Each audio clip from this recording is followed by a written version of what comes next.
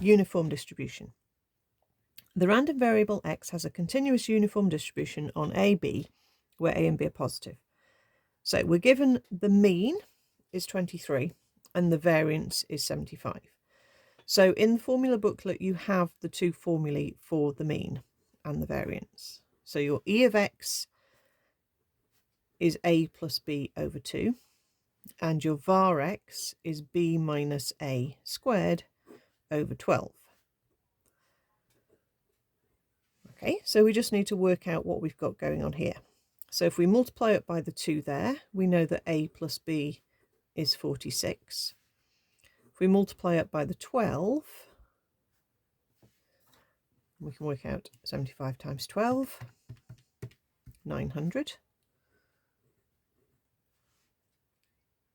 We can then square root. And we don't need to worry about the minus root because B is bigger than A. So B minus A will be positive. So we get B minus A is 30. So we've got our two little simultaneous equations here, which don't take much solving. I'll add them because then my A's will drop out and I'll get 2B equals 76. And when I divide by 2, 76 divided by 2 is 38. And then I can sub back in either into A plus B or B minus A for the other equation. Okay, and that will give me A equals 8. So our continuous uniform distribution extends from 8 up to 38.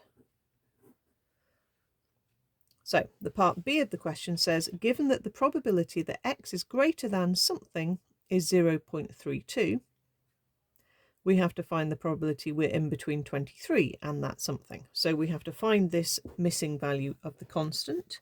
So we'll do that by drawing a little picture.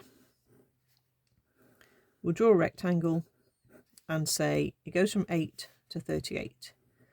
And let's mark on about 0.32 needs to be bigger than a missing mystery number. So let's put our mystery number about there and say that that is 0.32 of the whole area. Okay.